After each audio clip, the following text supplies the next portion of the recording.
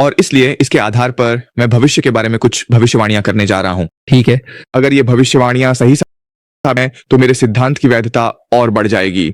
अगर ऐसा नहीं होता है तो मेरा सिद्धांत सिर्फ बकवास है, आप इसे खारिज कर सकते हैं। ठीक है, तो मैं आपको इस सिद्धांत के आधार पर कुछ भविष्यवाणियां समझाने जा रहा हूं। मेरी पहली बड़ी भविष्यवाणी यह है कि ट्रंप को तीसरा कार्यकाल मिलेगा। यह बहुत महत्वपूर्ण है। कैसे? लेकिन उन्हें नहीं मिलेगा, इसकी अनुमति नहीं है, है ना? अमेरिका में 22वां संशोधन नाम की एक चीज है। 22वां संशोधन स्पष्ट है और कहता है कि एक राष्ट्रपति केवल 2 कार्यकाल तक ही सेवा कर सकता है। हाँ, ठीक है।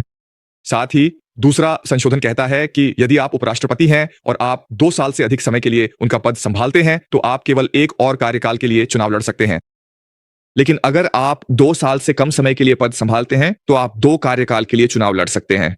तो दूसरा संशोधन यह कहता है कि एक राष्ट्रपति केवल 2 कार्यकाल तक सेवा कर सकता है और कोई भी व्यक्ति अधिकतम 10 वर्षों से अधिक सेवा नहीं कर सकता है। ठीक है, वो दूसरा संशोधन है। माफ कीजिए, वो 22वां संशोधन है।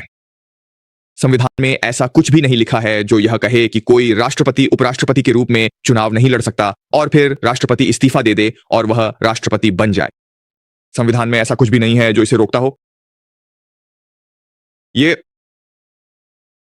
डोनाल्ड ट्रंप का 2028 में उपराष्ट्रपति के रूप में चुनाव लड़ना पागलपन, खतरनाक और बुरा होगा, लेकिन यह गैर कानूनी नहीं होगा उनके ऐसा करने के लिए। क्या आपको वाकई लगता है कि ट्रंप चुनाव लड़ेंगे और जीत जाएंगे? ट्रंप को तीसरा कार्यकाल मिल सकता है, जिसके लिए उनके पास कई रास्ते हैं। वह 2028 में उपराष्ट्रपति बन सकते हैं या इमरजेंसी वॉर पावर्स एक्ट के तहत मार्शल लॉ लगाकर संविधान निलंबित कर सकते हैं। उनके पास ऐसे कई विकल्प मौजूद हैं।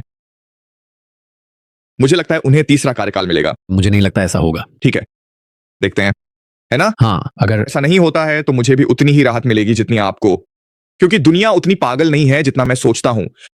ठीक है, ये तो अच्छी बात है। ठीक है, डोनाल्ड ट्रंप चले गए और वो 80 साल के हैं, है ना? बिल्कुल, मुझे लगता है कि ऐसा नहीं होने वाला है, ये बकवास होगी। ठीक है, खैर मैंने अपनी बात रख दी है।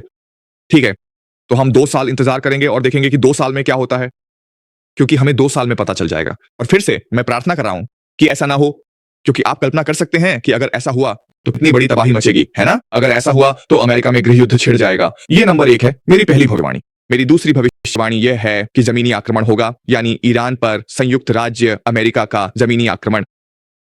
रुको, क्या आपको सच में लगता है कि संयुक्त राज्य अमेरिका ईरान पर आक्रमण करेगा? हाँ। जमीनी सेना। आप ऐसा क्यों कह रहे हैं? क्योंकि इजराइल के लिए अपने ग्रेटर इजराइल प्रोजेक्ट को हासिल करने के लिए इजराइल को संयुक्त राज्य अमेरिका और ईरान इन दोनों के ही विनाश की आवश्यकता है ना? उन्हें संयुक्त राज्य का विनाश चाहिए। आखिर क्यों?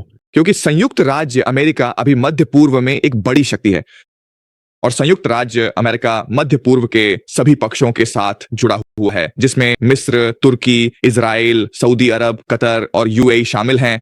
तो फिर ये सारे देश अमेरिकी सहयोगी हैं, है ना? लेकिन इजराइल ग्रेटर इजराइल प्रोजेक्ट के लिए मध्य पूर्व में सर्वोच्च शक्ति बनना चाहता है। इसने मिस्र पर आक्रमण की भी बात की है, इसने तुर्की पर आक्रमण करने की बात की है, इसने सऊदी अरब पर आक्रमण करने की बात की है। जब तक संयुक्त राज्य अमेरिका मौजूद है, इजराइल ऐसा नहीं कर सकता, है ना?